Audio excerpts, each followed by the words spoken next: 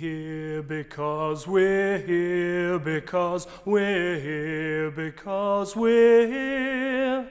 We're here because we're... For artist Jeremy Deller, taking creative risks is unavoidable when working on ambitious projects with large numbers of participants.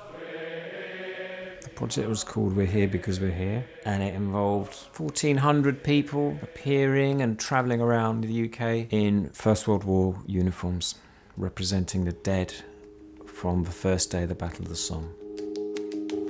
They were in groups, they started in railway stations, so lots of people saw them on the commute. They took photographs, they tweeted, they put on Instagram, so it became a viral project, it became a digital project really, as much as it was a human project. That was important. And so it just spread through the country. So what's different from a normal memorial is a static object that you go to and you look at and you feel sad or you worship or whatever you do there. Whereas this was a memorial that moved around and found the audience. You didn't find it. And also it was a secret, so no one knew it was going to happen. So people's reactions to it were more raw. There were many risks. Something like this had never happened before. We didn't know what the public would do. We didn't know if we could recruit enough people. We didn't know what the weather would be like. We didn't know if people would keep the secret. There were a lot of potential problems.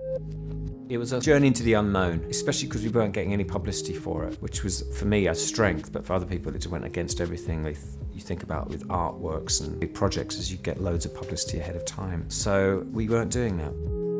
It was a very well organised event because we went through theatres all around Britain and we worked as if we were making a play, with rehearsals, with people being told what was going to happen, with costumes, with that attention to detail if you're making a play. But the play was in the streets.